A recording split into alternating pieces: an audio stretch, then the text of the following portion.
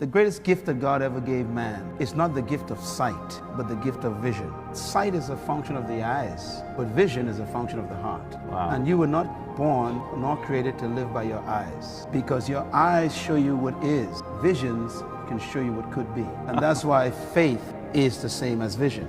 Faith is seeing things that be not, as though they already exist. Vision is a glimpse of your purpose. Vision is seeing your purpose in technicolor. Every human being was born for a purpose. Purpose is defined as original intent. And everything that God created was created to fulfill a specific purpose. In other words, God created nothing for experimentation. Nothing in this world of creation exists for the fun of it. God created nothing for beauty. Everything, even though it may be beautiful, it performs a function. The sun is beautiful, but if without the sun, we would not live. The gamma rays and the ultraviolet rays is what caused the chlorophyll to make food in these leaves that produce oxygen so we can breathe. So without that sun, we'll be dead. Even though the sun is beautiful, it exists for a function. The flowers that we see here among us, beautiful flowers, but it's not beauty God was after. Every color in this flower is designed to attract a certain insect that comes to it to eat, and that pollination that takes place on the bee's leg, for example, produces new blossoms that produce new seeds that produce new trees. In other words, the beauty is for a function. The point I'm trying to make is that everything God created, even the maggot, the mosquito, has an assignment. Roaches that are in this earth, we don't understand. God designed nothing without a purpose. Everything fulfills its purpose, and that's what brings pleasure to God. Now, here's the unique question. If there's a purpose for the roach, the rat, the mosquito, or the bee, which is here today and gone tomorrow, how much more is there a purpose for your life? Because you are the apex of His creation. You are not a mistake. You are not an experiment. God gave you birth because there's something He wanted done that required your existence. There's something that God wanted to do on earth that made your presence necessary. You came here because there's something that God had in His mind that He wants to see manifested on planet Earth that made Him give you conception. You are not a biological accident. You are not a mistake. Matter of fact, your birth was timed by God. Whether you were born in wedlock, out of wedlock, you were born because God had a specific purpose for your life. And that is why you keep dreaming. There's no such thing as an illegitimate child. No child is illegitimate. Illegitimate means illegal.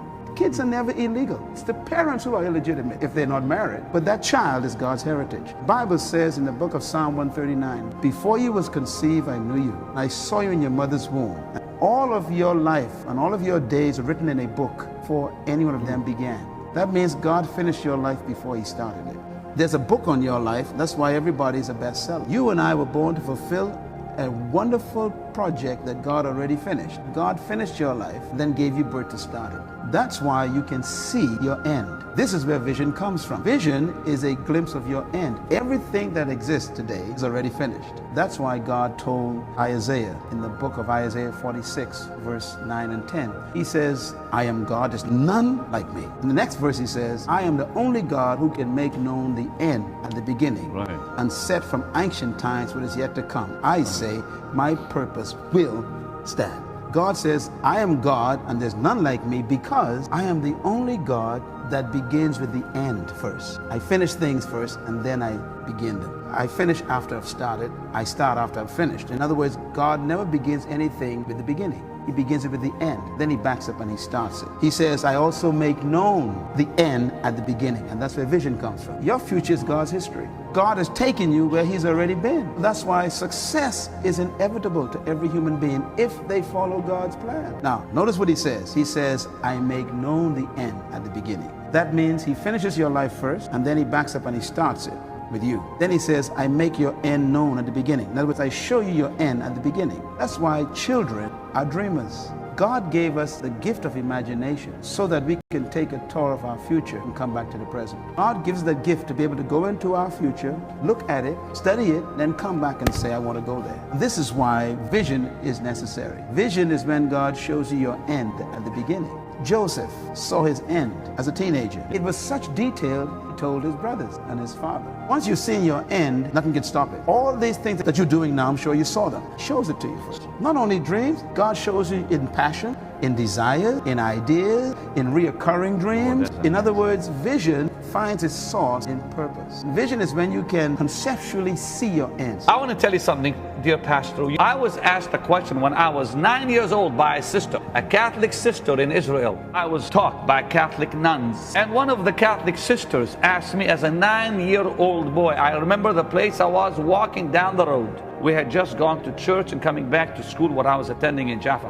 And then she came to me, and what will you be? I said, a priest. I will be a priest. I always knew I'd be in the ministry. My mentality was priest because I was in a Catholic school. I always knew it. How true you are. God gives us From a child. From a child, we have a dream, we have an idea. I had dreams about myself preaching. You know, I would see myself preaching with a white suit when I was just a kid. Yes, you saw it. I saw it. I saw And the you're multitude. doing it I'm now. doing it. Yeah. When I sold ice cream, I saw multitudes of people. I would tell a fellow named Bob Denman, I said, Bob, I keep seeing masses in front of me. I'm preaching. He said, oh, you're going crazy. I wasn't going crazy. That's right. I was seeing a your vision of future. God. The reason why most people are not disciplined because they haven't seen the end properly. The Bible says, without a vision, the people perish. The word perish means to throw off self-control, self-discipline. If you see your destination, controls your decision making.